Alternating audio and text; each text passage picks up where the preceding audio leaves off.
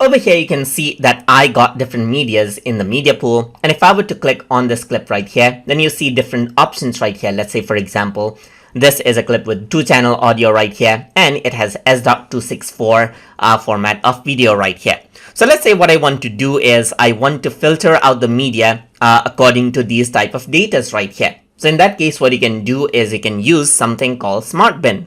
So to do that, you can go around onto the SmartBin area, as you can see, and you can right click over here and click on Add SmartBin. So once you go around over here, so let's say I'm going to filter out videos right here. So I can name the SmartBin whatever I want. And on the media pool properties, I'm going to go around over here and select out video codec. That is what this S.264 is the codec right here. So I'm just going to go around and type in H.264, and you can see that the videos are filtered out as per the S.264 format right here.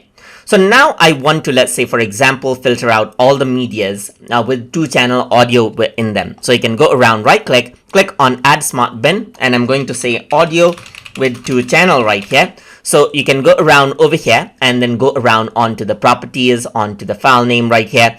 And I'm just going to go around and select audio channels right here. So I want 1 channel, then it won't pop up, but 2-channel, and you can see all of the audio right here has the 2-channel, and that is why it actually shows up right here. So you can go around and create, and now you can see that there's the video right here and the audio right here, and that is how you can go around and filter it out, as you can see.